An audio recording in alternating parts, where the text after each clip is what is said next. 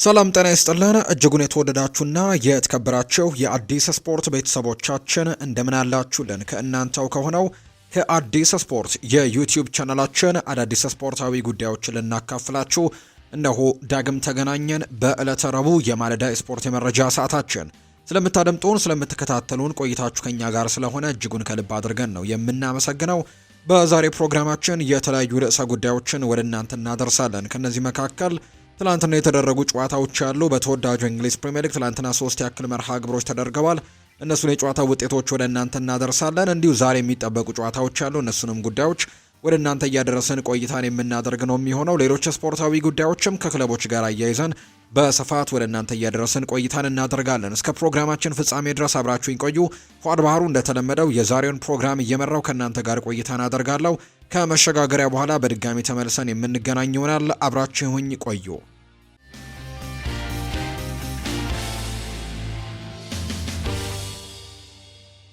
የሀገር ውስጥ መረጃን በማስቀደም ነው የዛሬ ፕሮግራማችንን የምንጀምረው። ኢትዮጵያ ከ17 ዓመት በታች የሴካፋ ውድድርን በሀገራችን አስተናግደ እንግዲህ ይህንን ውድድር ትላንትና በሶስተኝነት ማጠናቀቃችን የሚታወስ ጉዳይ ነው። እንግዲህ ወሳኙ ነገር ወደ አፍሪካ ዋንጫው ማለፉን አረጋግጧል። የኢትዮጵያ ብሔራዊ ቡድን ከ17 ዓመት በታች ብሔራዊ ቡድናችን ማለት ነውና ትላንትና የኬንያ ብሔራዊ ቡድናቸውን 3-0 በማሸነፍ ነው ሶስተኛ ደረጃን ይዞ በማጠናቀቅ በአጠቃላይ ወደ አፍሪካ ዋንጫው ከ22 ዓመታት በኋላ ማለፉ የምናስታውሰው ጉዳይ ነው። የኢትዮጵያ ብሔራዊ ቡድን እንግዲህ ትላንትና ይህንን ነገር ካሳካ በኋላ ሽልማት እንደተበረከተለት የሚያሳዩ መረጃዎች ናቸው እየወጡ የሚገኙት። ለአፍሪካ ዋንጫ ማለፉን ያረጋገጠው የኢትዮጵያ ከ17 ዓመት በታች ብሔራዊ ቡድን ሽልማት ተበርክቶለታል። እንግዲህ በሽልማት ስነስርዓቱ ላይም የተለያዩ ሽልማቶች እንደተበረከቱለት ጭምር ነው እየተመለከት ነው። የኢፌድሪ ባህልና ስፖርት ሚኒስትር የሆኑት ወይዘሮ ሸዊት እንግዲህ ብሔራዊ ቡድኑ 10 ሚሊዮን ብር ሸልመውታል። የባህልና ስፖርት ሚኒስትር ብሔራዊ ቡድኑ ለአፍሪካ ዋንጫ ማለፉን አስመልክቶ ነው የእራት ግብዣም ያደረጉለት። የባህልና ስፖርት ሚኒስትር እንግዲህ በሰጡት አስተያየትም ቡድኑን የመንግስትና የኢትዮጵያ እግር ኳስ ፌዴሬሽን ስራ ውጤት ነው ሲሉ ጭምር ነው የተናገሩት። ብሔራዊ ቡድናችን በአፍሪካ ዋንጫ የተሳካ ጊዜን እንደሚያሳልፍም ነው እምነታቸውን የገለጹት። ወጣት ብሔራዊ ቡድኑ በቀጣይ በሞሮኮ በሚካሄደው ከ17 ዓመት በታች የአፍሪካ ዋንጫ ውድድር ላይም ደግሞ ተሳታፊ መሆኑን የተረጋገጠው። ዓላማችን ከፈጣሪ ጋር ለዓለም ዋንጫው ማለፍ ነው ሲልም ጭምር ነው ቢኒያም አብርሃ የተናገረው። ግቡ የኔ ብቻ ሳይሆን የቡድኑ ጥረት ነው ያለው ዳዊት ካሳውም ደግሞ ሀሳቡን ሰጥቷል። የኢትዮጵያ ወጣት ብሔራዊ ቡድን አምበል የሆነው ቢኒያም አብርሃ ቡድኑ ኢትዮጵያ በትልቅ መድረክም ማስጠራት እንደሚፈልግ ነው የተናገረው። ቡድኑ ለፍጻሜው ባያልፍም ይዞ የነበረውን ግብ ማሳካቱን የገለጸው አምበሎ ቢኒያም አብርሃም ለተደረገላቸው ድጋፍም ህዝቡን አመስግኗል። በቀጣይ በአፍሪካ ዋንጫም ስለሚኖራቸው ግብ የተጠየቀው ተጫዋቹ ከፈጣሪ ጋር ዓለም ዋንጫ እንገባለን ብለን ተስፋ እናደርጋለን ሲልም ጭምር ነው የተናገረው። እንሰራለን፣ እንለፋለን፣ እናልፋለን የሚለው ቢኒያም እኛ ኢትዮጵያውያን በትልቅ መድረክ እናስጠራታለን ብለን እናስባለን በማለትም ጭምር ተናግሯል። በውድድሩ 8 ጎሎችን በማስቆጠር ኮከብ ግባግቢነቱን ያጠናቀቀው ዳዊት ካሳው በበኩሉም እንደዚህ አገባለሁ ብዬ አልጠበቅኩም ነበር ሲል ነው የተናገረው። አክሎም ነገር ግን የቡድን አጋሮች እገዛ አለበት፣ ሙሉ ቡድኑም ነው እንግዲህ ጎሉን ያስቆጠረው ሲልም ነው ውጤቱን ለቡድን ስራ መስጠቱም የተገለጸው። ዳዊት ካሳው በውድድሩ በአጠቃላይ 6 ጨዋታዎችን አድርገው 8 ጎሎችን ያስቆጥሮ 2 አሲስቶችን ማድረግ ችሏል። አንድ ጨዋታ ላይም ሃትሪክ መስራቱ የሚታወስ ነው። የውድድሩም ከፍተኛ ግብ አስቆጣሪ ሆኖ ማጠናቀቁ የሚታወስ ነው። ኢሳያስ ጅራ አንድ ሀሳብን ሰጥተዋል። በስልጣን ዘመኔ ይሄ ትልቁ ስኬት ነው ብለዋል ኢሳያስ ጅራ። የኢትዮጵያ ከ17 ዓመት በታች ብሔራዊ ቡድን ከ22 ዓመታቶች በኋላ ለአፍሪካ ዋንጫ ማለፉን ተከትሎ የኢትዮጵያ እግር ኳስ ፌዴሬሽን ፕሬዝዳንት አቶ ኢሳያስ ጅራም ደስታቸውን ገልጸዋል። ፕሬዝዳንቱ ከድሉ በኋላ ከፋና ፕላስ ጋር ባደረጉት ቆይታም እንደተናገሩት ከሆነ በድሉ ተደስቻለሁ፣ በስልጣን ዘመኔም ይሄ ትልቁ ስኬት ነው ሲሉ ጭምር ነው የተናገሩት። በአጠቃላይ የሴካፋ ውድድርን ታንዛኒያ ሻምፒዮን በመሆን እንግዲህ ያጠናቃለች። ታንዛኒያ ትናንትና ዩጋንዳን በማሸነፍ ነው የሴካፋ ሻምፒዮን የሆነችው። በኢትዮጵያ አስተናጋጅነት በተካሄደው ከ17 ዓመት በታች የአፍሪካ ዋንጫ ማጣሪያ የሴካፋ ውድድር ታንዛኒያ ዩጋንዳን 3-2 በማሸነፍ ነው ሻምፒዮን መሆኗን ያረጋገጠችው። ምድብ 2 ላይ የነበረችው ታንዛኒያ ከምድብ ጨዋታ እስከ ፍጻሜው ያደረገቻቸውን 6ቱንም ጨዋታዎች በማሸነፍ ነው የዞኑን ሻምፒዮንነት ያረጋገጠችው። 10 ሀገራት በተሳተፉበት የአፍሪካ ዋንጫ ማጣሪያ የሴካፋ ውድድርም ሻምፒዮና ታንዛኒያ፣ ሁለተኛ ደረጃን ይዛ ያጠናቀቀችው ዩጋንዳና ኢትዮጵያ በሞሮኮ አስተናጋጅነት በሚካሄደው ከ17 ዓመት በታች የአፍሪካ ዋንጫ ላይ መሳተፋቸውን ያረጋገጡ ብሔራዊ ቡድኖች እንደሆኑ ነው የተመለከትነው።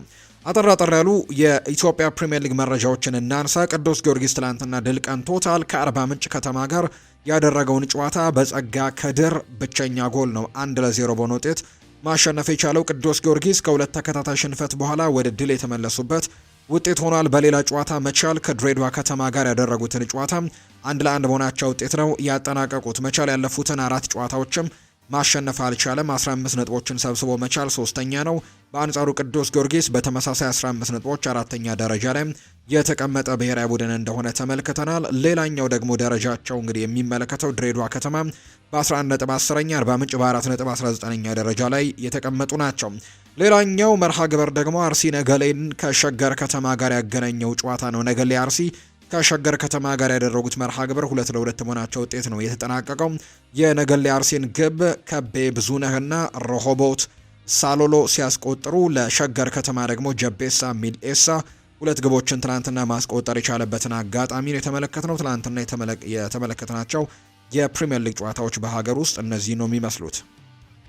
ወደ ውጭ ሀገር ስፖርታዊ መረጃዎቻችን በቀጥታ እንውሰዳችሁ ውድ ቤተሰቦቻችን። ትላንትና በአውሮፓ ታላላቅ ሊጎች የተደረጉ መርሃ ግብሮች አሉ። የተወዳጁ የእንግሊዝ ፕሪምየር ሊግ የ14ኛ ሳምንት ጨዋታ መርሃ ግብሮች ትላንትና ቀጥለው ተደርገዋል። 3 ያክል መርሃ ግብሮች ነበሩ ትላንትና በተወዳጁ የእንግሊዝ ፕሪምየር ሊግ 14ኛው ሳምንት የተደረጉት። በሳምንቱ መጨረሻም የ13ኛው ሳምንት ጨዋታዎች ተደርገው እንደነበር እናስታውሳለን። ትናንትና ደግሞ በ14ኛው ሳምንት ጨዋታዎች ተደርገዋል።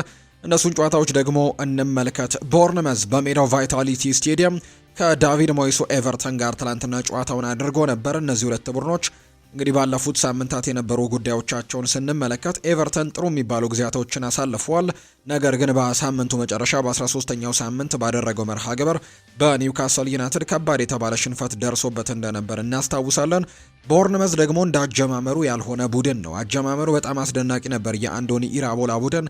አሁን ላይ ግን በጣም ወደ መውረዱ እየመጣ እንደሚገኝ ነው እየተመለከትን የምንገኘው። ትላንትናም ያደረገውን ጨዋታ 1-0 በሆነ ውጤት ተሸንፈዋል። ኤቨርተን ነው የትላንትናውን ጨዋታ 1-0 በሆነ ውጤት ማሸነፍ የቻለው። በዚህ መሰረት ቦርንመስ ያለፉትን 5 ጨዋታዎች 1 ነጥብ ብቻ ነው ማግኘት የቻለው። 4ቱን ተሸንፎ አንዱን ባቻ ውጤት ያጠናቀቀበት ውጤትን የተመዘገበ ነው። በዚህ ውድድር ዓመት 2ኛ ደረጃ የተቀመጡበት ጊዜ እንደነበረ በቅርቡ እናስታውሳለን። አሁን ላይ ግን በሊጉ የደረጃ ሰንጠረዥ 14ኛ ደረጃ ላይ ተቀምጠው ነው እየተመለከትን የምንገኘውና የአንዶኒ ኢራኦላ ቡድን ባለፉት ሳምንታት ጥሩ የሚባሉ ነገሮችን ማምጣት ያልቻለበትን አጋጣሚን የተመለከትነው። ትላንትና በኤቨርተን በዳቪድ ሞይሱ ቡድን 1-0 በሆነ ውጤት ተሸንፏል። ጃክ ግሪሊሽ ነው ትላንትና ብቸኛውን ጎል ማስቆጠር የቻለው። 78ኛው ደቂቃ ላይ ነው ጃክ ግሪሊሽ ኳስና መረብን ማገናኘት የቻለው። ለኤቨርተንም ወሳኝ የሆነችዋን ጎል ማስቆጠር የቻለበትን አጋጣሚ ተመልክተናል። በዚህም መሰረት ኤቨርተን ጨዋታውን አሸንፎ መውጣት የቻለበትን አጋጣሚ ነው የተመለከት ነው። በዚህ መሰረት ኤቨርተን ነጥቡን 21 ማድረስ የቻለበትን አጋጣሚ ተመልክተናል። 9ኛ ደረጃ ላይ መቀመጥ የቻለበትን ውጤት ነው ማስመዝገብ የቻለው። በአንጻሩ ቦርንመስ በ19 ነጥቦች 14ኛ ደረጃ ላይ የተቀመጠበት ውጤት ነው የተመዘገበው የትላንትናው የኤቨርተንና የቦርንመዝ ጨዋታ። ሌላኛው ትናንትና የተደረገው በተመሳሳይ ሰዓት የተደረገው መርሃ ግብር ማንቸስተር ሲቲ ያደረገው መርሃ ግብር እንደሆነ ተመልክተናል። ትናንትና ማንቸስተር ሲቲ ከሜዳ ውጪ ወደ ለንደን አምርቶ የማርኮስ ሲልቫውን ፉልሃምን ነው የገጠመው። ትናንትና በክራቨን ኮቴጅ የተደረገ መርሃ ግብር እንደሆነ ተመልክተናል። ይህ ጨዋታ በጣም በትልቅ ድራማዊ ምሽቶች የተሞላበት አጋጣሚን የተመለከትነው። ለምሳሌ ያክል የመጀመሪያው 45 የጨዋታ ክፍለ ጊዜ ላይ 4 ግቦች ተቆጥረዋል። ማንቸስተር ሲቲ 3-1 እየመራ ነው የመጀመሪያው 45 የጨዋታ ክፍለ ጊዜ የተጠናቀቀው። 4 ግቦች በመጀመሪያው 45 የጨዋታ ክፍለ ጊዜ፣ በአንጻሩ ደግሞ 5 ግቦችን በሁለተኛው 45 የጨዋታ ክፍለ ጊዜ የተመለከትንበት መርሃ ግብር ሆኖ ተጠናቋል። በበርካታ ጎሎች የታጀበበት እንዲሁ ደግሞ በጣም ካምባኮች ሊሰሩ ደግሞ በጣም ትልቅ ትንቅንቆች የተደረጉበት በተለይ ትላንትና 5-1 ጭምር ሲመራ ነበር ማንቸስተር ሲቲ እና 5-4 የሆኑበትን አጋጣሚ እንግዲህ ተመልክተናል። ፉልሃሞች እስከ መጨረሻው ደቂቃ ድረስም የአቻነቱን ጎል ለማግኘትም ትልቅ ጥረቶችን ሲያደርጉ የነበረበትን አጋጣሚ የተመለከትነውና የትላንትናው ጨዋታ በትልቅ ፉክክር የተደረገ ድራማዊ ነገሮች የበዙበት መርሃ ግብር እንደነበር ነው እየተመለከት ነው። ማንቸስተር ሲቲ ግን ትላንትና በጣም ወሳኝ የተባለ ድሉን ማሳካት ችሏል። በተለይ በፕሪሚየር ሊጉ ላይ አሁንም እንግዲህ ትልቅ ፉክክርን ለማድረግ የሚረዳቸውን ሙሉ 3 ነጥብ ማግኘት የቻሉበትን አጋጣሚ ነው የተመለከትነው። በፕሪሚየር ሊጉ መርሃ ግብር ማንቸስተር ሲቲ ከፉልሃም ጋር ያደረገውን ጨዋታ 5-4 በሆነ ውጤት ማሸነፍ ችሏል። የማንቸስተር ሲቲን የማሸነፊያ ግቦች ፊል ፎደን፣ ኤርሊንግ ሃላንድ፣ ጀረሚ ዶኩና ቲያኒ ራይንደርስ ናቸው ማስቆጠር የቻሉት። ፊል ፎደን ወደ ጥሩ ብቃቱ እየተመለሰ እንዳለ እየተመለከተ ነው። ምክንያቱም ባለፉት 5 ቋሚ ሆኖ በጀመረባቸው ጨዋታዎች 6ኛ ጎሉ ነው ትናንትና ማስቆጠር የቻለውና ጥሩ ጊዜን እያሳለፈ ነው። ትናንትናም 2 ጎል ማስቆጠር ችሏል ፊል ፎደን። ሃላንድም ልማደኛው አጥቂም ትናንትና ጎል አስቆጥሯል። በኋላ ላይ በስፋት እናነሷለን። 100ኛ የፕሪሚየር ሊግ ጎሉ ሆኖ ተመዝግቦለታል። ትናንትና ለፉልሃም ግቦቹን ቺክዋይዜ 2 ጎሎችን ማስቆጠር ችሏል። ኤሚል ስሚዝሮ እና አሌክስ ኢዎቢ ግቦቹን ያስቆጠሩ ተጫዋቾች ናቸው። በተለይ በሁለተኛው 45 ትልቅ ፉክክር የተደረገበት ጨዋታ ነበር ብሎ ማንሳት ይቻላል። 48ኛውና 54ኛው ደቂቃ ላይ ነው ማንቸስተር ሲቲ 4ኛና 5ኛ ግቡን ያስቆጠረው።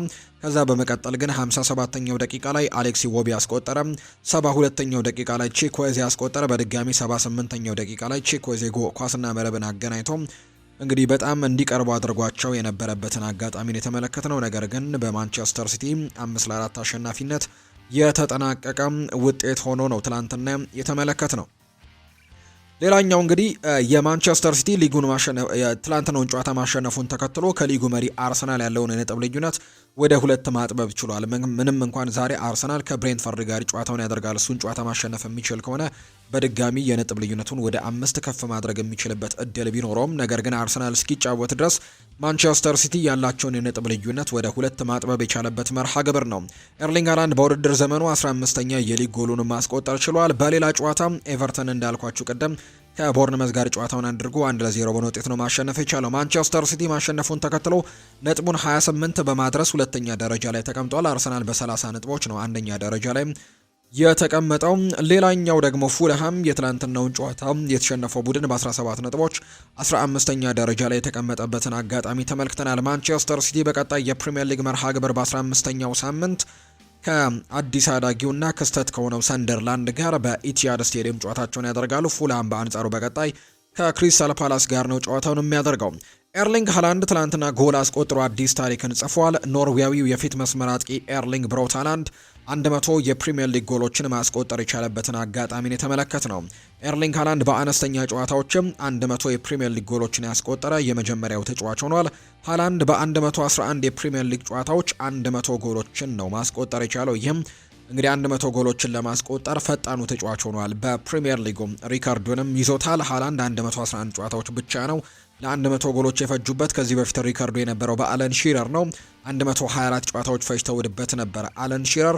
ሃሪኬን 141 ጨዋታዎች ፈጅተውበታል 100 ጎል ለማስቆጠር። ሰርጂዮ ኩን አጉዌሮ 147 ጨዋታ ፈጅተውበታል። በአንጻሩ ቲየሪ ዳንኤል ኦንሪም እንዲሁ 160 ጨዋታዎች የፈጁበት ተጫዋች እንደሆነ ይታወቃልና እነዚህን ሪካርዶች ማሻሻል ችሏል። ስለ አርሰናል ብዙ ማሰብ የለብንም ብሏል ሃላንድ ሲናገር። የማንቸስተር ሲቲው ተጫዋች ኤርሊንግ ብራውት ሃላንድ ቡድናቸው የበለጠ በራሱ ላይ እንዲያተኩር ነው ያሳሰበው። ስለ አርሰናል ብዙ ማሰብ የለብንም ያለው ሃላንድ መጀመሪያ በራሳችን ላይ ነው ማተኮር ያለብን ይናገራል። መሻሻልና እንደ ዛሬው አይነት ነገሮችን ማስወገድ አለብን። ይሄ ደግሞ በቂ አይደለም። ሁላችንም ይህንን ነገር እናውቃለን ሲልም ጭምር ነው ኤርሊንግ ብራውት ሃላንድ ሀሳቡን እየሰጠም የሚገኘውና ትላንትና ድል ማድረግ የቻሉበትን አጋጣሚም ተመልክተናል። ማንቸስተር ሲቲዎች ወሳኙን ድል።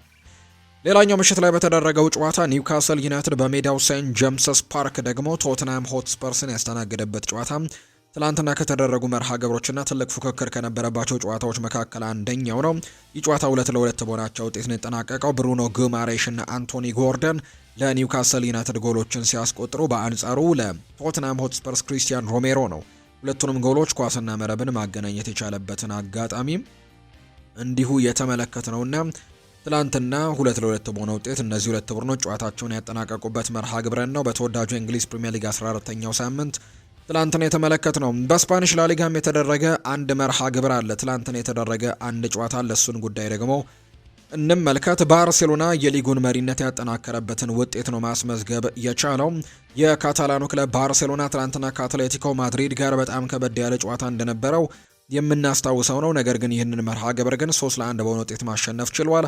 የባርሴሎናን የማሸነፊያ ግቦች ራፊኒሃ፣ ፌራን ቶሬስ እና ዳኒ ኦሎሞ ሲያስቆጥሩ ለአትሌቲኮ ማድሪድ አሌክስ ቤና ነው ብቸኛውን ጎል ማስቆጠር የቻለው። አትሌቲኮ ማድሪድ ቀዳሚ የሆኑበትንም ጎል ነበር አሌክስ ቤና ማስቆጠር የቻለው። ነገር ግን ከዛ በኋላ ራፊኒሃ፣ ፌራን ቶሬስ እና ዳኒ ኦሎሞ ባስቆጠሯቸው ግቦች ትናንትና ባርሴሎና ጨዋታውን በድል አጠናቋል። ባርሴሎና 37 ነጥቦችን ሰብስቦ በአንደኝነት ሲቀመጥ አትሌቲኮ ማድሪድ በ31 ነጥቦች አራተኛ ደረጃ ላይ የተቀመጠ ቡድን ነው። በቀጣይ ሪያል ቤቲስ ከባርሴሎና፣ አትሌቲክ ቤልባኦ ደግሞ ከአትሌቲኮ ማድሪድ ጋር የሚያደርጓቸው መርሃ ግብሮች በተወዳጁ የስፓኒሽ ላሊጋና በሌሎችም ሊጎች የነበሩ የትላንትና ጨዋታዎችን በተመለከተ ያነሳናቸው ጉዳዮች ናቸው። እነዚህ መርሃ ግብሮች ዛሬም የሚደረጉ የተወዳጁ የእንግሊዝ ፕሪምየር ሊግ ወሳኝ መርሃ ግብሮች ያሉ እነሱን ጨዋታዎች ደግሞ እንመልከት።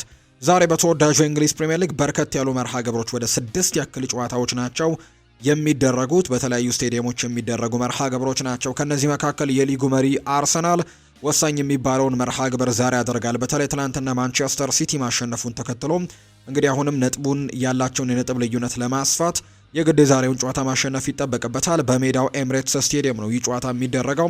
በሳምንቱ መጨረሻ እንግዲህ ከቼልሲ ጋር በስታንፈርድ ብሪጅ ጨዋታ አድርገው እንደነበርና ጨዋታውንም ባቻ ውጤት አጠናቀው እንደነበር እናስታውሳለን። እንግዲህ አርሰናል የዛሬውን ጨዋታ ለማሸነፍ ግን ትልቅ እንቅስቃሴ ያደርጋል ተብሎ ይታሰባል። ዛሬ ከብሬንትፈርድ ጋር ነው ጨዋታውን የሚያደርገው።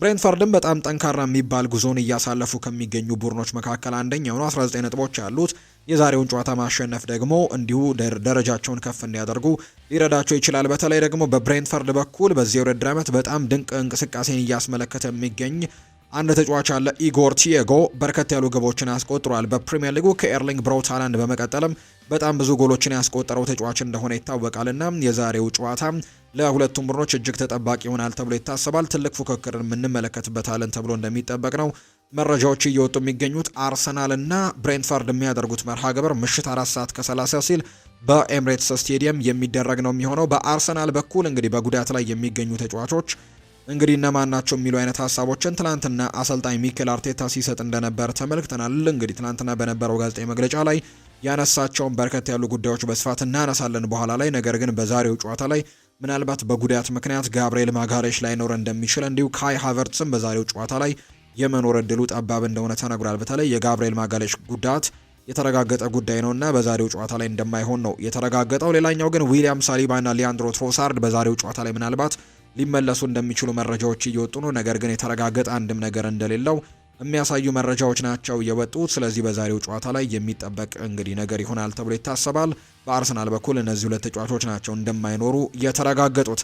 ሌሎች ጨዋታዎችም በተመሳሳይ ሰዓት የሚደረጉ ይሆናል። አርሰናል እና ብሬንትፈርድ በሚያደርጉበት ምሽት 4:30 ሲል በሚደረግበት ሰዓት እንግዲህ ሌሎች ጨዋታዎችም ይደረጋሉ። ከነዚህ መካከል ብራይተን ኤንድ ሆቭ አልቢየን በሜዳው አሜክስ ስቴዲየም አስተን ቪላን የሚገጥምበት ጨዋታ ዛሬ ከሚጠበቁ ጨዋታዎች መካከል አንደኛው ነው። ትልቅ ፉክክር ይደረጋል ተብሎ ይታሰባል። የፋቢያን ሆርዚሌር ቡድን እና የኡናይ ኤምሪ ቡድን የሚያደርጉት ጨዋታ ይህ ጨዋታም በደረጃ ሰንጠረዡ ላይ ትልቅ ለውጦችን ለማምጣትም እድሎችን የሚሰጥ ጨዋታ ነው። በተለይ አስተን ቪላ እንግዲህ ባለፉት ጥቂት ሳምንታት በጣም ድንቅ የሚባል ጊዜን እያሳለፉ ነው። በመጀመሪያዎቹ ሳምንታት በእርግጥ ጥሩ ነገሮችን ማሳየት አልቻሉም ነበር። ነገር ግን ወደ መጨረሻዎቹ አሁን ባለፉት ጥቂት ሳምንታት ግን በጣም ጥሩ የሚባሉ ውጤቶችን አምጥተዋልና በደረጃ ሰንጠረዡ 4ኛ ደረጃ ላይ እንደሚገኙ ይታወቃል። ዛሬ ከብራይተን ጋር የሚያደርጉት ጨዋታ ይጠበቃል። ይህ ጨዋታ በአሜሪካን ኮሚኒቲ ስቴዲየም አሜክስ ላይ ነው የሚደረገው። ሌላኛው ምሽት 4:30 ሲል የሚደረገው ተርፍ ሙር ላይ የሚደረገው የበርንሌና የክሪስታል ፓላስ ጨዋታ ነው። ይህም ጨዋታ ይጠበቃል። ሁለቱ ቡድኖች እንግዲህ በጣም ውጤቶች የሚፈልጉበት ሰዓት ነው። ክሪስታል ፓላስ በሳምንቱ መጨረሻ በማንቸስተር ዩናይትድ በሜዳው እንግዲህ በርከት ያሉ ጊዜያቶች ያልተሸነፈ ቡድን ነበር። ለ12 ጨዋታዎች ያክል ያልተሸነፈው ቡድን ነበር። ነገር ግን በዚህ ሳምንት በማንቸስተር ዩናይትድ መሸነፉ ይታወሳልና የዚህኛውን ጨዋታ ለማሸነፍ በትልቁ ይሰራል ተብሎ ይታሰባል። ከሜዳ ውጭ ወደ ተርፍ ሙር አምርቶ ነው የሚጫወተው። በርንሌ በአንጻሩ ጥሩ ጊዜያቶችን እያሳለፉ አይገኝም። በደረጃ ሰንጠረዡ ግርጌ አካባቢ ነው የሚገኙት። ከወልቭስ ብቻ ነው ከፍ ብለው የሚገኙት 19ኛ ደረጃ ላይ እና ከወራጅ ቀጠናው ለመውጣት የዛሬውን ጨዋታ ማሸነፍ ይጠበቅባቸዋል። ይህ ጨዋታ ምሽት 4:30 ይደረጋል። አንድም ጨዋታ ማሸነፍ ያልቻለው ወልቨርሃምፕተን ወንደረርስ ዛሬ ጨዋታውን ያደርጋል። በሜዳው ሞሊኒው ስቴዲየም ነው ጨዋታውን የሚያደርገው። እንግዲህ ዛሬ 14ኛ ሳምንት ላይ ነው ጨዋታ የሚያደርጉት። እስካሁን እስከ 14ኛው ሳምንት ግን አንድም ድል ማሳካት አልቻለም። ከሁለት ያቻ ውጤቶች ውጪ ነጥብ ያገኘባቸው ጨዋታዎችም እንደሌሉ ነው የተመለከትነውና እንግዲህ ይህኛው ጨዋታ ይጠበቃል ተብሎ ይታሰባል። ወልቭስ በሜዳው ሞሊኒው ስቴዲየም ከኖቲንግሃም ፎረስት ከሾን ዳይቹ ቡድን ጋር ነው ጨዋታውን የሚያደርገው። ኖቲንግሃም ፎረስት ባለፉት ሳምንታት ባመጣቸው ውጤቶች ምክንያት ከወራጅ ቀጠናው እንደወጣ ይታወቃል። አሁንም ግን እዛው አካባቢ ነውና ስጋቶች እንዳሉ ይታመናል። ስለዚህም የዛሬውን ጨዋታ ማሸነፍ ትልቅ ነገርም ይሰጣል ተብሎ ይታሰባል። እነዚህ ጨዋታዎች ምሽት 4 ሰዓት ከ30 ሲል የሚደረጉ ናቸው። ምሽት 5 ሰዓት ከሩብ ሲል ሁለት ጨዋታዎች ይደረጋሉ። በኤላንድ ሮድ ሊድስ ዩናይትድ እና ቼልሲ የሚያደርጉት ጨዋታ አንደኛው መርሃ ግብር ነው። ይሄ ጨዋታ በተለይ ለአሰልጣኝ እንግዲህ ለዳንኤል ፈርከ እንግዲህ በጣም ተጠባቂ ነው የሚሆነው። ምክንያቱም ሁለት ጨዋታዎች እንደተሰጣቸው ነው መረጃዎች የሚያሳዩት። እነዚህን ሁለት ጨዋታዎች የግድ ማሸነፍና ነጥብ ማግኘት ያለባቸው ናቸው ተብሎ ታስቦባቸዋል። ምክንያቱም ያለፉትን 4 ጨዋታዎች በተከታታይ የተሸነፈ ቡድን ሆኗል ሊድስ ዩናይትድ እና ወደ ወራጅ ቀጠናው መግባቱም ይታወሳል። በፕሪሚየር ሊጉ ከመጀመሩ በፊትም ቻምፒየንሺፑን አሸንፈው ሲመጡም የሊድስ ዩናይትድ አመራሮች በዳንኤል ፈርከ ፕሪሚየር ሊጉ ላይ ትልቅ እምነት እንደሌላቸው ሲነገርና እንዲሁ ደግሞ እንዲቀይርም አሰልጣኙ ለመቀየርም ሙከራዎችን ሲያደርጉ እንደነበር ነበር ስንመለከት የነበረው። ነገር ግን ዳንኤል ፈርከን አስቀጥለውታል። ነገር ግን በፕሪሚየር ሊጉ የሚጠብቁትን አይነት ውጤት እያመጡ አይደለም። ተከታታይ ሽንፈቶች ገጥሟቸዋልና የሚቀጥሉትን ሁለት ጨዋታዎች ደግሞ ማሸነፍ ይጠበቅበታል ተብሎ ይታሰባል። አንደኛው ጨዋታ ከቼልሲ ጋር ዛሬ የሚደረገው ነው። ሌላኛው ጨዋታ ደግሞ በቀጣይ ከሊቨርፑል ጋር የሚያደርጉት ሁለት ከባባድ ጨዋታዎች ናቸውና የዳንኤል ፈርከ ጉዞ እንግዲህ በጣም ከባድ ሊያደርግባቸው ይችላል።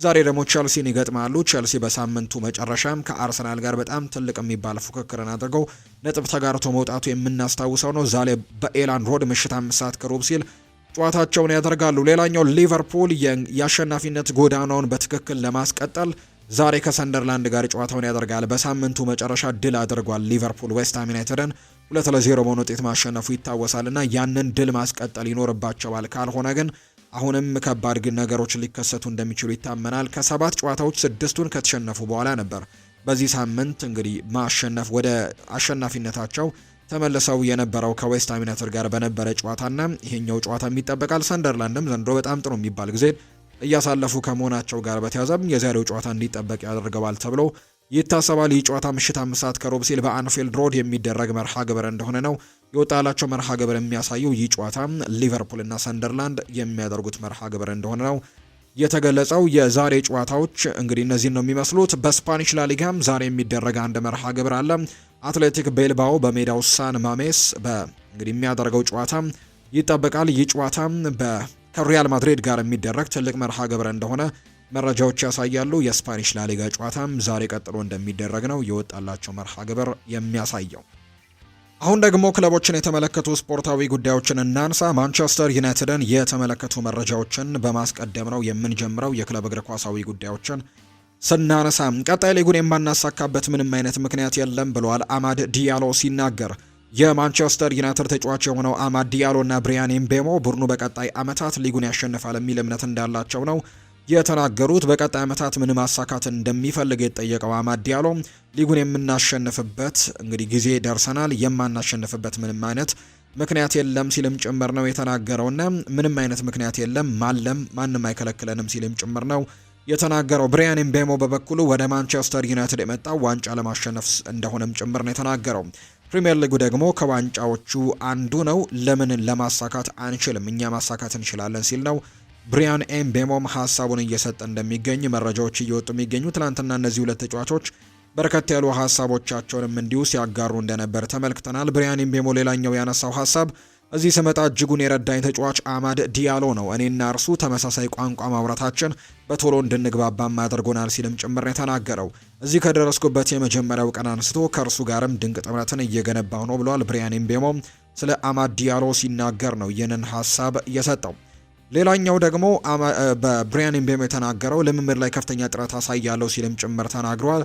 ካሜሮናዊው የማንቸስተር ዩናይትድ የፊት መስመር ተጫዋች ነው ብሪያን ኤምቤሞ በልምምድ ላይ ከፍተኛ ጥረት እንደሚያሳየን የተናገረው። ልምምድ ላይ ብዙ ጥራትን እንዲሁ ደግሞ ጥረቶችንም ማሳያለው። እዚህ ከደረስኩበት ጊዜ አንስቶ ደግሞ እድገት እያሳየው እንደምገኝም ተስፋ አደርጋለሁ ሲልም ጭምር ነው የተናገረው። ምክንያቱም ቡድናችን ከፍተኛ ጥራት ባላቸው ተጫዋቾች የተሞላ ነው። ስለዚህም ይበልጥ ለመሻሻልም ብዙ እድሎች ይኖሩኛል ሲልም ጭምር ነው የተናገረው። ብሪያን ኤምቤሞ ሲናገር አማድ ዲያሎ በአንጻሩ እኛ አሁን ላይ የተለየ ቡድን ነን። ምክንያቱም በሳምንት አንድ ጨዋታ ብቻ ነው የምናከናውነው። በእያንዳንዱ ጨዋታ ላይ የተሻለ ነገር ማሳየት እንዳለብንም ግልጽ ነው። በመልበሻ ክፍላችን ያለው ድባብም እጅጉን ደስ የሚል ነገር ነው። ባለፈው ዓመት ከነበረው እጅጉን የተሻለ ነው ሲልም ጭምር ነው አማድ ዲያሎ ሀሳቡን እየሰጠ እንደሚገኝ መረጃዎቹ እየወጡ የሚገኙት። ሌላኛው በመጪዎቹ ዓመታት ማሳካትም እንፈልጋለን ብሏል አማድ። ህልም አይከለከልም፣ የፕሪሚየር ሊግ ዋንጫን ከፍ አድርጎ የመሳም ፍላጎት ነው ያለን ብሏል። ኤምቤሞም ወደ ማንቸስተር ዩናይትድ የመጣውትም ይህንን ለማድረግ ነው ሲልም ጭምር ነው የተናገረውና እነዚህ ሁለት ተጫዋቾች በርከት ያሉ ሀሳቦቻቸውን ያጋሩት እንደ ቡድን እጅጉን እየተሻሻለን ነው።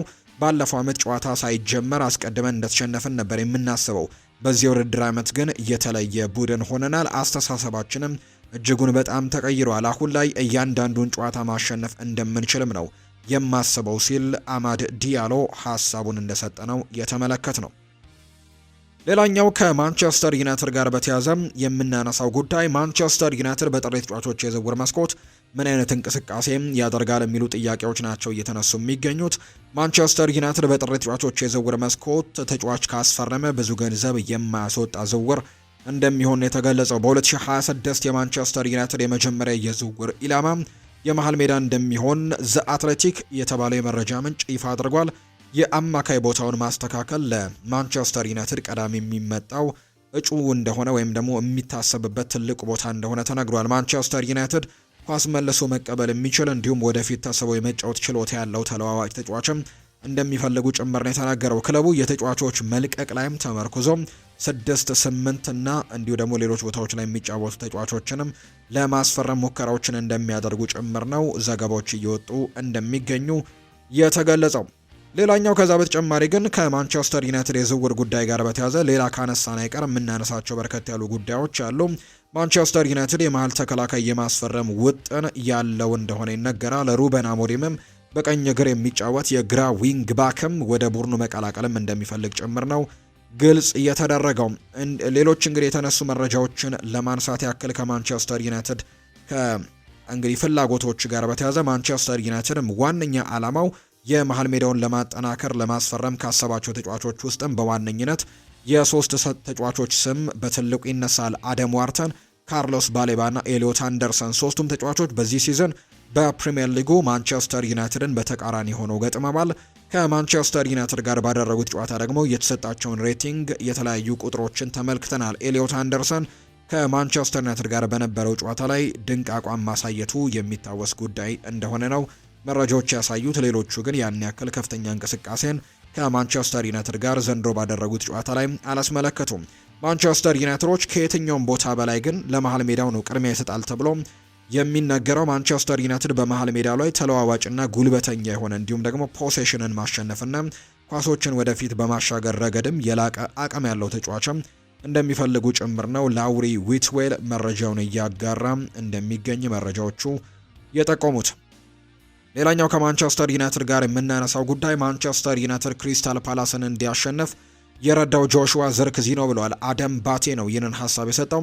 ከሳምንቱ የእረፍት ቀናት ከተገባደደ በኋላ በስካይ ስፖርት የሳምንቱ አበይት ርዕሶችም ይዞ ብቅ የሚለው ዘጋቢው አደም ባቴ ስለ ጆሹዋ ዝርክዚ ሀሳቡን ሰጥቷል። ጆሹዋ ፍጹም ተለውጧል ለማለት በጣም ገና ነው፣ ነገር ግን ምስጋና ለጆሹዋ ዝርክዚ ማንቸስተር ዩናይትድ እሁድ ከሜዳ ውጪ ክሪስታል ፓላስን ሲያሸንፍ አስተዋጽኦ ግን አድርጎላቸዋል ሲል የተናገረው።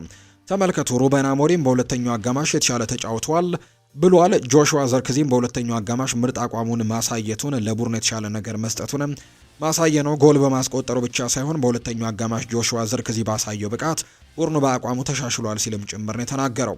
ታዋቂው የመረጃ ምንጭ የሆነው ኦፕታ በተለይ ደግሞ እነዚህ ቁጥራዊ መረጃዎችን በማጋራት ይታወቃል። በቀጣዮቹ 6 የፕሪሚየር ሊግ ጨዋታዎች ላይ በአንጻራዊነት የትኞቹ ክለቦች ከፊት ለፊታቸው ከበድና ቀለል ያለ ጨዋታ ይገጥማቸዋል የሚሉ ግምቶቹን አስፍሯል። የሚቀጥሉትን 6 ጨዋታዎችን ተመልክቶ በኦፕታ ጥናት መሰረት ማንቸስተር ዩናይትድ በመጪዎቹ 6 የፕሪሚየር ሊግ ጨዋታዎች ላይ በአንጻራዊነት ቀለል ያለ መርሃ ግብር ከሚገጥማቸው ክለቦች መካከል ተርታ ተመድቧል። በተለይ ሊቨርፑል እና ማንቸስተር ሲቲ ናቸው ቀዳሚ የሆኑት በቀላል ቡድኖች ይገጥማቸዋል በሚል ከነሱ በመቀጠል ግን ማንቸስተር ዩናይትድን በአንጻራዊነት ቀለል ያለ መርሃ ግብር ይጠብቃቸዋል የሚል መርሃ ግብር እንዳለ ነው መረጃው እየወጣው።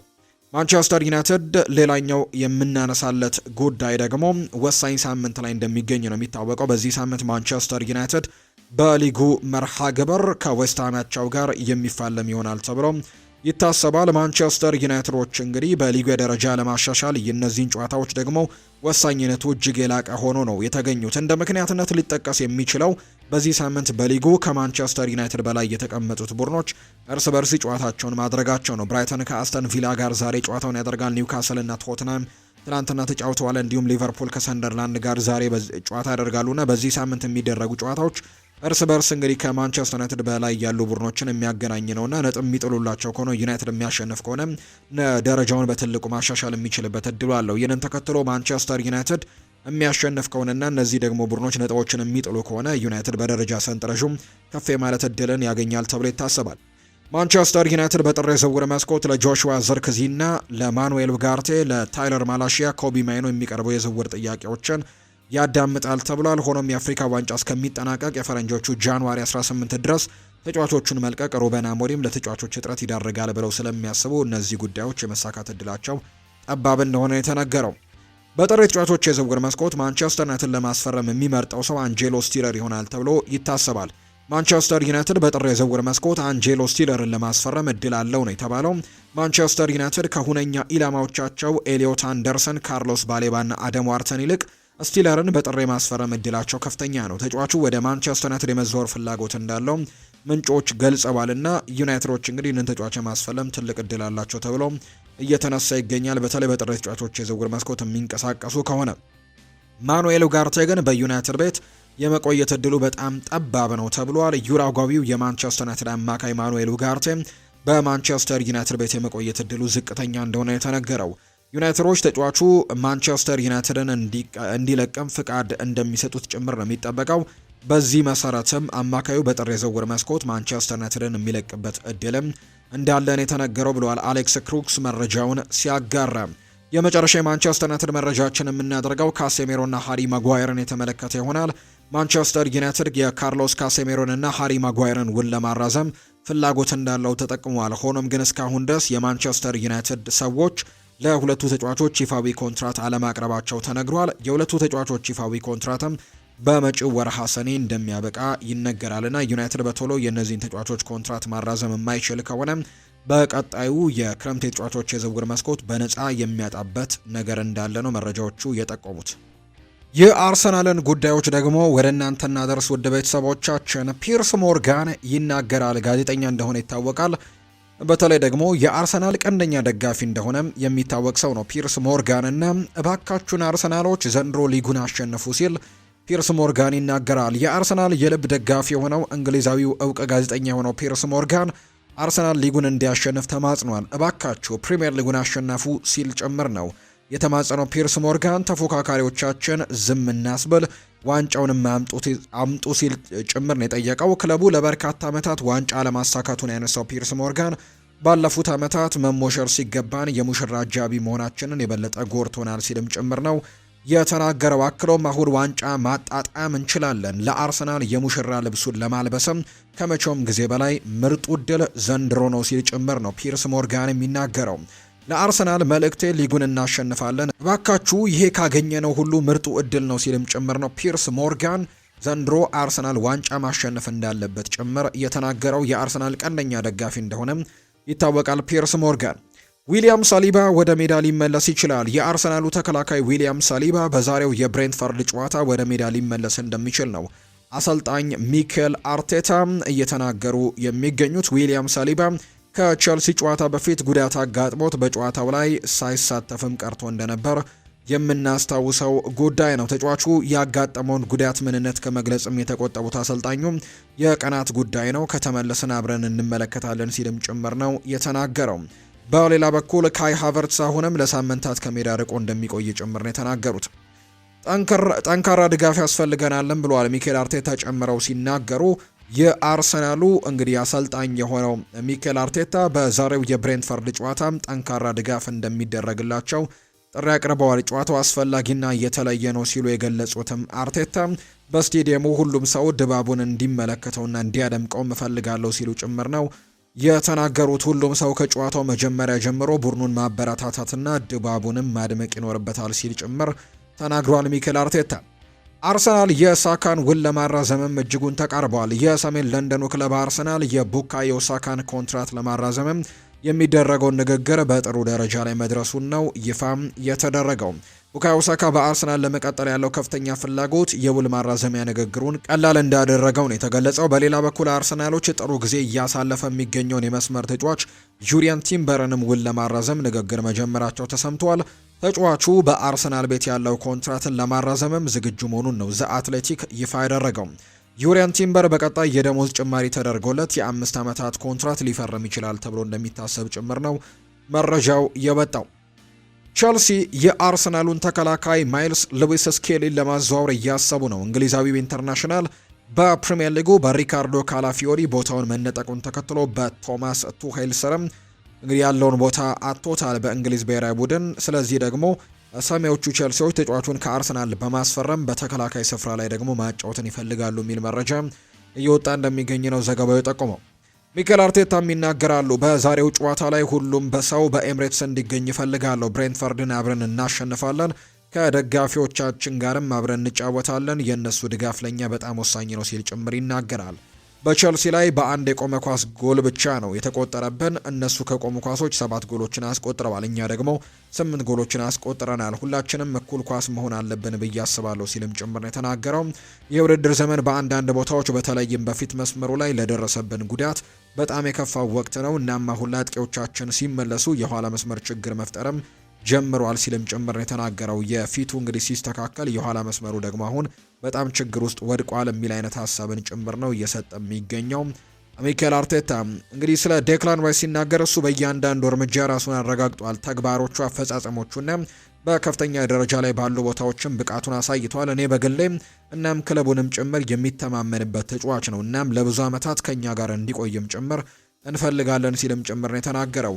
እኛ እንማራለን፣ እናም የበለጠ አስተማማኝና ብዙ አማራጮች ያሉት ቡድን ማሰባሰብም ችለናል። በደንብ ለመወዳደር ከፈለግን ተጫዋቾች በተለያዩ ቦታዎችን መጠቀም እንዳለብን ካለፈው ጊዜ ተምረናል። ለዚህም ደግሞ ሚኬል ሜሪኖ ምርጡ ምሳሌ ነው ሲልም ጭምር ይናገራል ሚኬል አርቴታ።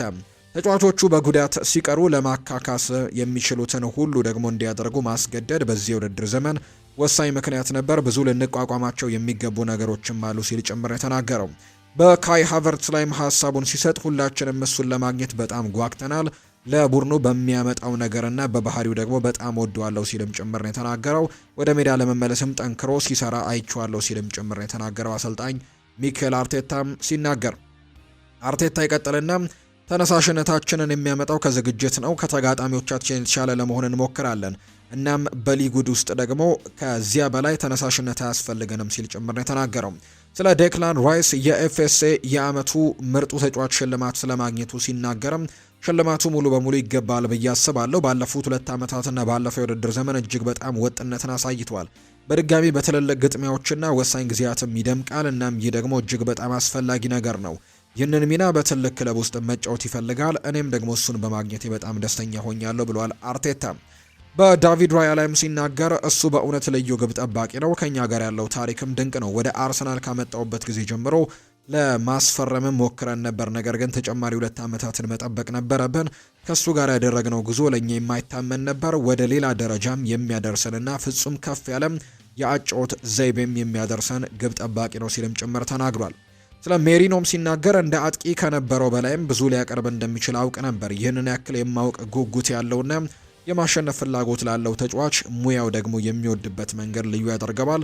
ለዚህም ተጫዋች ገደብ ማስቀመጥ ከባድ ነው ሲልም ነው የተናገረው። ስለ ኮርናም ሲናገሩ የትኛውም የፕሪሚየር ሊግ ቡድን ኮርና ጎል ማስቆጠር የሚጠላ አይመስለኝም ሲልም ጭምር ነው ሚኬል አርቴታ የሚናገረው።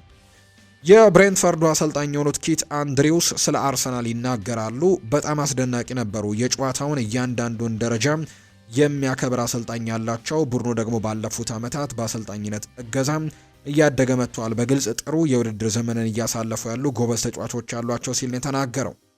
ብሬንትፈርዱ አሰልጣኝ ኪት አንድሪውስ ሲቀጥሉና ደግሞ ይህ ጨዋታ ትልቅ ሚናን የሚጫወተው የቆመ ኳሶች ላይ ጎበዝ የሆነ ክለብ ይሆናል ብዬ አስባለሁ ሲልም ጭምር ተናግረዋልና እነዚህ ነገሮችን መመልከት ይኖርብናል ሲልም ጭምር ነው የተናገረው። ሊቨርፑልን የተመለከቱ መረጃዎችን ደግሞ እናንሳ። ሳላ ተቀያሪ ወንበር ላይ ቢቀመጥም ምርጡ ተጫዋቻችን ነው ብለውታል አሰልጣኝ አርነ ስሎት ሲናገሩ ስለ ሙሐመድ ሳላ።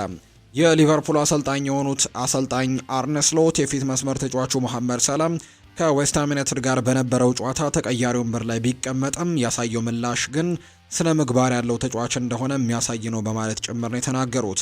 በሁሉም ውድድሮች በ12 ጨዋታዎች 9 ሽንፈትን ያስተናገሩት ሊቨርፑሎች እሁድ ዕለት ከዌስትሃም ዩናይትድ ጋር ባደረጉት ጨዋታ ላይ ግብፃዊው ተጫዋችን ተቀያሪ ወንበር ላይ ያስቀመጡ ሲሆን ጨዋታውንም 2-0 በሆነ ውጤትም አሸንፈው ወጥተዋል። ተጫዋቹ ከሚያዚያ 2024 በኋላ ለመጀመሪያ ጊዜ ነው በአርኔ ስሎት ስር ተጠባባቂ ወንበር ላይ የተቀመጠ ቢሆንም አሁን ላይ ግን የቡድኑ አስፈላጊ ተጫዋች እንደሆነ ተናግረዋል። ባሳለፍነው የውድድር ዓመት በፕሪሚየር ሊጉ 29 ግቦችን በማስቆጠር የወርቅ ጫማውን ማሸነፍ የቻለው ግብፃዊ ኮከብ በዘንድሮው የውድድር ዓመትም በፕሪሚየር ሊጉ 4 ግቦችን ማስቆጠር የቻለ ተጫዋች እንደሆነ ይታወቃል። አሰልጣኝ አርኔ ስሎት ሌሎች ጉዳዮችንም አንስተዋል። ኮነር ብራድሌ ለሊድስ ዩናይትዱ ጨዋታ እንደሚመለስ ተስፋ እናደርጋለን ሲሉ ነው የተናገሩት። ጀረሚ ፍሪምፖንግ በሚቀጥለው ሳምንት ወደ ልምምድም እንደሚመለስ እንጠብቃለን። እንዳለመታደል ሆኖ ብዙ ጨዋታዎች እንጫወታለን፣ ስለዚህ ጥቂቶቹ ያመልጡታል ሲልም ጭምር ነው አሰልጣኝ አርኔ ስሎት እየተናገሩ የሚገኙት። ሌላኛው ከሊቨርፑል ጋር የተያዘ የምናነሳው ጉዳይ ሊቨርፑል የወሳኝ ተጫዋቹን ኮንትራት ማራዘም እንደሚፈልግ እየተነገረ ነው። በዚህ የውድድር ዓመት እጅግ በጣም ወሳኝ የሆነው የሊቨርፑል ተጫዋች የሆነው ዶሚኒክ ሶቦስላይ እንደሆነ ይታወቃልና የዶሚኒክ ሶቦስላይን ኮንትራት ለማራዘም ትልቅ ፍላጎት እንዳላቸው ነው እየተነገረ የሚገኘውና ዘ አትሌቲክ የተባለው የመረጃ ምንጭ እንዳወጣው መረጃ ከሆነ በቀጣይ እንግዲህ ሊቨርፑሎች የዶሚኒክ ሶቦስላይን ኮንትራት ለማራዘም ትልቅ ንግግሮችን እንደሚያደርጉ ጭምር ነው መረጃዎች እየወጡ የሚገኙት። ይህንን ተጫዋች ኮንትራት ለማራዘምም ትልቅ ፍላጎቶች እንዳላቸው ጭምር ነው እየተገለጸ የሚገኘው። መሐመድ ሳላ በሳዑዲ አረቢያ ፕሮሊግ ክለቦችም ራዳር ውስጥ አሁንም በጠንካራ ሁኔታ እየተፈለገ እንደሚገኝ የሚያሳዩ መረጃዎች ወጥተዋል። አልሂላል ለሙሐመድ ሳላህም ግንባር ቀደም ተፎካካሪ እንደሆነ እየተገለጸ ይገኛል። አሁንም ይታመናል። ነገር ግን አልቃዲሺያ የተባለው ክለብም በሙሐመድ ሳላህ ላይ ፍላጎት እንዳላቸው ተነግሯል እና የሳዑዲ ፕሮሊግ ክለቦች ይህንን ተጫዋች ለማስፈረም በቀጣዮቹ ክረምት የተጫዋቾች የዝውውር መስኮት እንቅስቃሴዎችን ያደርጋሉ ተብሎ እንደሚጠበቅ ነው የተነገረው። አሊሰን ቤከር ይናገራል። እሱም ኮንትራቱን ለማራዘም ንግግር ላይ እንደሆነ የሚታወቅ ጉዳይ ነው። ነገር ግን አሊሰን ቤከር እንደተነገረው ከሆነ ከምንጊዜውም በላይ አሁን ላይ ታስፈልጉናላችሁ ብሏል ለደጋፊዎች ሀሳቡን ሲሰጥ። እንግዲህ ዛሬ በምናደርገው ጨዋታ ላይ ደጋፊዎች መጥተው እንዲታደሙን እንፈልጋለን፣ እንዲሁ ደግሞ ለቡድናችንም ድጋፍ የሚያስፈልገው በዚህ ሰዓት ነው ሲልም ጭምር ተናግሯል አሊሰን ቤከር። ቸልሲን የተመለከቱ መረጃዎችን እናንሳ። ኤንዞ ፈርናንዴዝ በ2024 ጁላይ ከአርጀንቲና ብሔራዊ ቡድን አባሎቹ ጋር በመሆን የፈረንሳይ ብሔራዊ ቡድንን ሲሳደብ የተቀረጸው ቪዲዮን በተመለከተ አንዳንድ ጉዳዮችን እንዳጋራ ነው መረጃዎች የሚወጡት። በተለይ ደግሞ ያኔ የቸልሲ የቡድን አባሎቹ ድጋፍ እንደሰጡት ጭምር ነው የተነገረው። ወይም ደግሞ እንግዲህ ያደረገው ነገር ጥፋት እንደሆነ በማመኑና እንግዲህ መጸጸቱን በማየታቸው ምክንያት ደግሞ እነሱ ደግሞ እንደደገፉት ጭምር ነው የተናገረው። እንግዲህ ሚድፊልደሩ በ2024 ጁላይ በማህበራዊ ሚዲያ ላይም ይቅርታ ጠይቆ የነበረ ቢሆንም ነገር ግን ስለ ቪዲዮ ለመጀመሪያ ጊዜ በግልጽ የተናገረው ለጊቭ ሚ ስፖርት ነው። ክለቡ ሁልጊዜም በእኔ ላይ እምነት እንዳለው አሳይቷል። ለዚህም ደግሞ እጅግ አመስጋኝ ነኝ። ምክንያቱም በከባዱ ጊዜ የካፕቴን አርም ባንድን ሰጥተውኛል። ይሄ ደግሞ ለእኔ ለክለቤም ያለኝን ቦታ ግልጽ አድርጎ ያሳየኛል ብሏል። እንዲሁም ደግሞ የቡድን አጋሮቼ ከመጀመሪያው ቀን ጀምሮ በእኔ ላይ እምነት እንዳላቸው ሲያሳዩኝም ነበር ሲልም ጭምር ነው የተናገረው። የተፈጠረውን ነገር ከባድ ቢሆንም እንኳን ድጋፋቸው ያልተናወጠ ነበር። ቸልሲም በእኔ ላይ እምነቱን አሳይቷል። ለዚህም ደግሞ በጣም አመሰግናቸዋለሁ ሲል ጭምር ነው የተናገረው ኤንዞ ፈርናንዴስ። ኤንዞ ማሬስካ የተለያዩ ጉዳዮችን አንስቷል። በተለይ ዛሬ ከሚያደርጉት ከሊድስ ዩናይትድ ጋር ከሚደረገው ጨዋታ ጋር አንስቶ ሁሉም ተጫዋቾች ደህና ናቸው። ሮሚዮ ላቪያ እያገገመ ነው። ዲያሪዮ ገና ደህና ነው።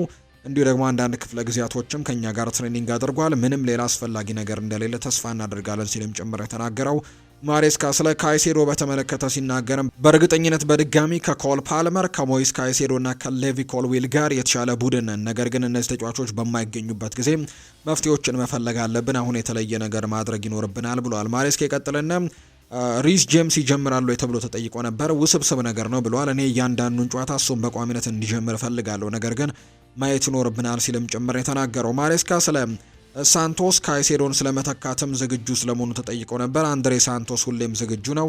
የእሱ ቦታ እንደ ሞይስ ካይሴዶ 6 ቁጥር ሆኖ መጫወት ነው። ነገር ግን እሱ ዝግጁ ነው። በዚያ ቦታ ላይ ጥሩ መጫወት የሚችለው ጆሽ አቼፖንግም አለ። ነገር ግን እንመለከተዋለን ሲል ነው የተናገረው። ስለ ኮል ፓልመርም ተጠይቆ ነበር። እሱ ለጨዋታው ይገኛል።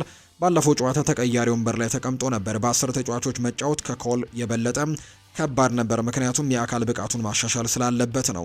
ሀሳቡ 90 ደቂቃ ሙሉ መጫወት እስከሚችልበት ጊዜ ድረስም ጥቂት ደቂቃዎችን እንዲጫወት ማድረግ ነው ሲል ጭምር ነው ማሬስካ የተናገረው። ስለ ጄምስ የመሃል ሜዳ መጫወትም ተጠይቆ ነበር። በሁለቱም ቦታዎች መጫወት ይችላል። ህይወቱን ሙሉ የመስመር ተከላካይ ነበር፣ እንደ አማካይም ተጫውቷል። በሁሉም ቦታዎች ጥሩ ሊሆን ይችላል። እንደ አማካኝ እንዲጫወት ስንወስን ደግሞ በመሃል ሜዳ ላይ አካላዊ ጥንካሬን ስለፈለግን ነው።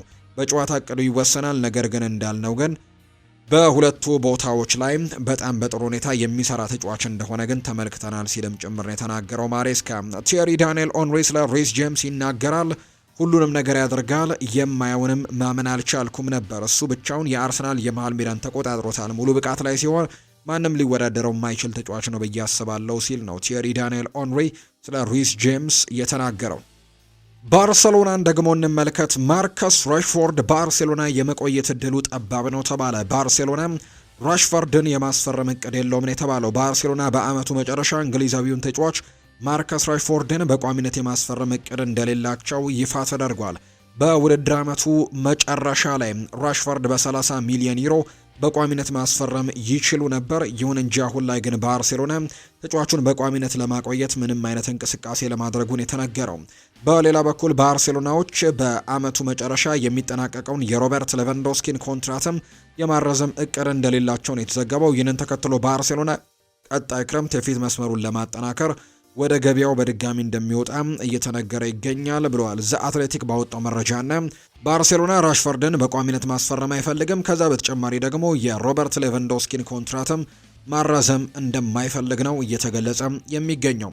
በዚሁ የሪያል ማድሪድ ጉዳዮችን እናንሳ። ፌርላንድ ሜንዲ በድጋሚ ጉዳት አጋጥሞታል። ፈረንሳዊው የሪያል ማድሪድ የኋላ መስመር ተጫዋች የሆነው ፌርላንድ ሜንዲ በድጋሚ ጉዳት እንዳጋጠመው የተነገረው። ፌርላንድ ሜንዲ ከ7 ወራት ጉዳት ተመልሶ ሙሉ 90 ደቂቃን መጫወት የቻለው በአንድ ጨዋታ ብቻ ነው። ተጫዋቹ በፈረንጆቹ አዲስ ዓመት በ2026 መጀመሪያ ወደ ሜዳ ይመለሳል ተብሎ እንደሚጠበቅ ነው የተገለጸው። ፌርላንድ ሜንዲ ሪያል ማድሪድን ከተቀላቀለ ወዲህ ያጋጠመው አጠቃላይ 18ኛ ጉዳቱ ሆኖም እንደተመዘገበ ነው ይፋ የተደረገው። ኬሊያን ኤምባፔን እንመልከት። ከ10 ዓመታት በፊት ኬሊያን ኤምባፔ የመጀመሪያ ፕሮፌሽናል እግር ኳስ ጨዋታውን ማድረግ መቻሉ ይነገራል። ከዚያን ጊዜ ጀምሮ 555 ጨዋታዎችን አድርጎ 412 ጎሎችን አስቆጥሯል። 191 ለግብ የሆኑ ኳሶችን ደግሞ አመቻችቶ አቀብሏል። አንድ የዓለም ዋንጫና አንድ ደግሞ የአውሮፓ ኔሽንስ ሊግም ከሀገሩ ፈረንሳይ ጋር አሳክቷል። 7 የፈረንሳይ ሊግ ዋንጫን ደግሞ እንዲሁ ደግሞ በርካታ ክብሮችንም ከፓሪስ ሰን ዠርሜን ጋር አሳክቷል። ከሪያል ማድሪድ ጋር አንድ የስፔን የአሸናፊዎች አሸናፊ ዋንጫን እናም ደግሞ አንድ የፊፋ ኢንተርኮንቲኔንታል ዋንጫን አግኝተዋል። ኬሊያን ኤምባፔ በ55 ግቦችም ከኦሊቪዬ ዢሩ በመቀጠል የፈረንሳይ ብሔራዊ ቡድን ሁለተኛው ከፍተኛ ግብ አስቆጣሪ እንደሆነ የሚታወቅ ነው። ዳኒ ሰባዮስ እና ፋራን ጋርሲያ በቀጣይ ሪያል ማድሪድ ሊለቁ የሚችሉ ተጫዋቾች እንደሆኑ ተነግሯል። ሰባዮስ እንደሚታወቀው ኮንትራቱ የሚጠናቀቀው 2027 ላይ ሲሆን በ2024/25 የውድድር ዓመትም ማለትም ባሳለፈው ክረምትም የዝውውር መስኮት ላይ ሪያል ማድሪድን ሊለቅ ተቃርቦ ነበር። ፋራን ጋርሲያም ቢሆን አሁን ላይ ቡድኑ ውስጥ እንግዲህ አልቫሮ ፈርናንዴስ፣ ካሬራስ እና ፌርላንድ ሜንዲ መኖራቸውን ተከትሎ ወደ ሶስተኛ አማራጭነት ወርዷል። በዚህም በቀጣይ ከሪያል ማድሪድ ውጪ ሌሎች አማራጮችን ሊመለከት እንደሚችል ነው ማሪዮ ኮርቴግና የዘ አትሌቲኩ ዘጋቢ መረጃውን ያጋራው። ሻቪ አሎንዞ ቡድኑ 2 ተፈራሚዎች እንደሚያስፈልገው ያምናል። የመጀመሪያው ሮድሪጎ በሚሄድበት ጊዜ የእሱ ማካካሻ የሚሆን ተጫዋችን ማስፈረም ሲሆን ሁለተኛው ደግሞ ሁነኛ የመሃል ሜዳ ኦርኬስትራን ማስፈረም ይፈልጋል። መሃል ሜዳውንም ልምድ ባለው ተጫዋች እንዲመራ ማድረግ ነው ፍላጎቱ። ዛሬ ምሽት ከሚደረገው የሳን ማሜሱ ጨዋታ አስቀድሞ አሰልጣኝ ሻቪ አሎንዞ ጋዜጣዊ መግለጫን ሰጥቷል። ጎንዛሎ ጋርሲያ በክለቦች ዓለም ዋንጫ ላይ በጣም ጥሩ አቋሙን አሳይቷል። አሁን ላይ ግን የሚገባውን ደቂቃ እያገኘ አይደለም፣ ነገር ግን መነጋገር ያለብን ጉዳዮች አሉ የሚሉ አይነት ሀሳቦችን አጋርተዋል። ኬሊያን ኤምባፔ ያን ያልነበረም በዓለም ክለቦች ዋንጫ በህመም ምክንያት፣ ነገር ግን እሱ አለ አሁን ላይ እናም ደግሞ በጨዋታዎቹ አስደናቂ አቋም ላይ ነው። ቢሆንም ግን ጎንዛሎ ጋርሲያ አሁንም ምርጥ ነው፣ ሁሌም ለጨዋታ ዝግጁ ነው ብሏል ሻቪ አሎንዞ። ሰዎች በአንተ ላይ ጥርጣሬዎች ማሳየት ጀምረዋል፣ በዚህ ጉዳይ ላይ ምን አለህ የሚል ጥያቄ ቀርቦለት ነበር። አሁን ያለነው በነበርንበት ቦታ ላይ ነው፣ ሁሌም በጫና ውስጥ ነው የምንኖረው። አሁን ላይ መቀየር የምንችለው ነገር ላይ ብቻ ትኩረት እናደርጋለን። እያሰብኩም ያለሁት እሱን ብቻ ነው። ወደ ሪያል ማድሪድ በመጣሁበት ወቅትም ቡድኑ አስደናቂ እግር ኳስን እንዲጫወት እንደምታደርገው ተናግረህ ነበርና አሁን ላይ ያንተ ቡድን እንዴት ነው የሚጫወተው የሚል ጥያቄም ቀርቦለት ነበር። እኛ የምንጫወተው እግር ኳስ ነው፣ እናም የቡድን ተጫዋቾችም ያላቸውን ሁሉ ለቡድኑ እየሰጡ ነው። በቀጣይ ጨዋታዎች የተሻለንን ሁሉ አውጥተን ለመጫወትም እንሞክራለን ብለዋል አሰልጣኝ ሻቪ አሎንዞ። በመሃል ሜዳው ላይ ምን ለውጥ አለ ተብሎም ተጠይቆ ነበር። ከክላሲኮና ከቫሌንሲያ ጨዋታ በኋላ ይህ ጥንካሬ ያለበት አንድም ሰው ጥያቄውን አላነሳም ነበር። እንደ ቡድን ያለንን ኳሊቲና ኢነርጂ አተነዋል፣ ነገር ግን አሁንም በድጋሚ በአንድነት እየተጫወትን ነው። ተጫዋቾቼ ምን አይነት ጨዋታ መጫወት እንዳለብንና ምን መስተካከል እንዳለበትም ጠንቅቀው የሚያውቁ ናቸው። የተደራጀ ቡድን ሳይኖር የምናስበውን ማሳካት ከባድ ነው። እናም በእርግጠኝነት እሱ ላይ እየሰራን እንገኛለን ሲልም ጭምር ነው የተናገረው። ሁለተኛው አጋማሽ ላይ ያለን አፈጻጸም በቅርብ ባደረግናቸው ጨዋታዎች ላይ ተሻሽለናል። ለዚህም ነው ብዙ እድሎችን እየፈጠረን ያለነው። ነገር ግን ለሁሉም ማሳመን ግን ያስፈልጋል ሲልም ጭምር ነው የተናገረው።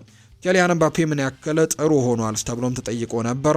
እሱ ለሪያል ማድሪድ ሙሉ የውድድር ዘመኑን ተጫውቷል። በምን አይነት ብቃት የውድድር ዘመኑን እንደጨረሰም ታውቃላችሁ።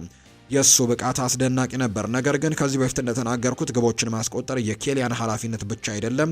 እሱ የሚጠበቀውበት በላይ አስተዋጽኦ እያደረገ ነው። የመሪነት ብቃትና የጨዋታ ተጽዕኖም አለው። የእሱ የቀን ተቀን ስራም አካል ነው። እያደረገ ያለውንም በጣም ጠቃሚ ነገር ነው ሲልም ጭምር ነው የተናገረው ሻቪ አሎንሶ። የተወሰኑ ተጫዋቾች ለሽያጭ ይቀርባሉ ስለሚባለው ጭምጭምታስ ምን ትላለህ ተብሎ ነበር። እኔ ትኩረቴ ለዛሬው ጨዋታ ቡድኑን በማዘጋጀት ላይ ነው። የውድድር ዘመኑ ገና ነው።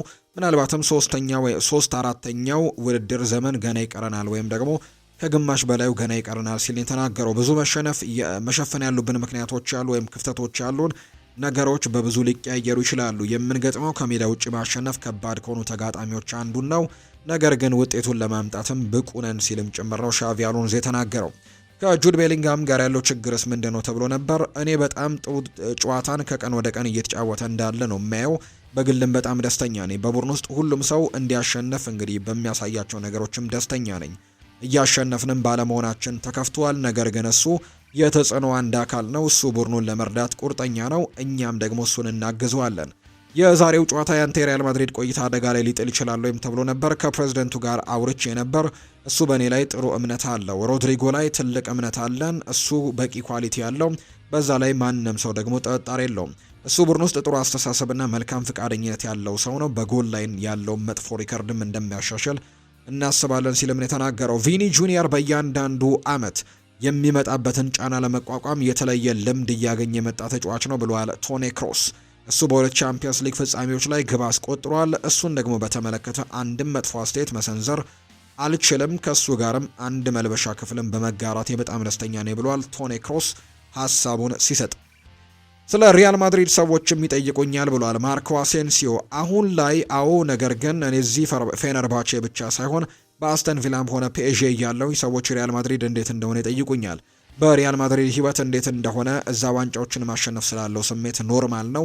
ምክንያቱም ሪያል ማድሪድ የዓለማችን ትልቁ ክለብ ነው ሲልም ጭምር ነው ማርኮ አሴንሲዮ ሀሳቡን የሰጠው። ቪንሰንት ኮምፓኒ ፔፕ ጓርዲዮላ በማንቸስተር ሲቲ አሰልጣኝነት ስለመተካት ተጠይቆ ምላሹን ሰጥቷል። በእግር ኳስ ውስጥ እስከዚያ ርቀት ማሰብ አልችልም። ትኩረቴ በባየር ሚኒክ ላይ ነው። እናም አሁን ላይ ልናሳካቸው በምንችላቸው ጉዳዮች ላይም አሁን ላይ በትኩረት እየሰራው እገኛለሁ። አሁን ባለው ዓለም ውስጥም መኖርን ወዳለው ያ ጊዜ ደግሞ ሁሉን ይወስዳል። ስለ ሌሎች ቡድኖች ምንም አይነት ሀሳብ የለኝም። እኔም ማየው ባየር ሚኒክን ብቻ ነው ሲልም ጭምር ነው ቪንሰንት ኮምፓኒ የተናገረው። ጥሩ የውድድር ዓመትን እያሳለፈ ይገኛል። በአውሮፓ ቻምፒየንስ ሊግ በአርሰናል ከተሸነፉበት ጨዋታ ውጪ ሌሎቹን ጨዋታዎች በሙሉ ማሸነፉን እናስታውሳለን። በጀርመን ቡንደስሊጋም ቢሆን አንድ ጨዋታ ባቻ ውጤት ካጠናቀቀው ጨዋታ ውጪ ሁሉንም ጨዋታዎች ማሸነፍ የቻለ ቡድን ነውና ጥሩ እንቅስቃሴን እያሳየ የሚገኘው ቡድን እንደሆነ ነው የተመለከትነው። የቪንሰንት ኮምፓኒው ባየር ሚኒክ በዚህ መሰረት ነው እንግዲህ በርካቶች የፔፕ ጓርዲዮላ ተተኪ አድርገው ይህንን የቀድሞ የፔፕ ጓርዲዮላ ተማሪን አሰልጣኝ ቪንሰንት ኮምፓኒን ለማምጣት ሙከራዎችን ያደርጋሉ የሚል አይነት ሀሳቦችን እያጋሩ የሚገኙት። የተወደዳችሁና የተከበራችሁ ቤተሰቦቻችን ለዛሬ ያዝንላችሁ አዳዲስ ስፖርታዊ ጉዳዮቻችን እነዚህን ነው የሚመስሉት። ስላደመጣችሁን፣ ስለተከታተላችሁን ቆይታችሁ ከኛ ጋር ስለነበር እጅጉን ከልብ አድርገን እናመሰግናለን። ፉአድ ባህሩ የዛሬውን ፕሮግራም እየመራው ከእናንተ ጋር ቆይታን አድርጌያለሁ። በቀጣይ ፕሮግራሞቻችን ሌሎች ርዕሰ ጉዳዮችን፣ ሌሎች ስፖርታዊ መረጃዎችን አካተን በስፋት የምንገናኝ ይሆናል። ለዛሬ ግን ስላደመጣችሁኝ፣ ስለተከታተላችሁኝ ቆይታችሁ ከኛ ጋር ስለነበር እጅጉን ከልብ አድርገን ነው የምናመሰግነው። ፉአድ ባህሩ ፕሮግራሙን መራሁ። መልካም ጊዜ እንዲሆንላችሁም በአክብሮት ተመኘው።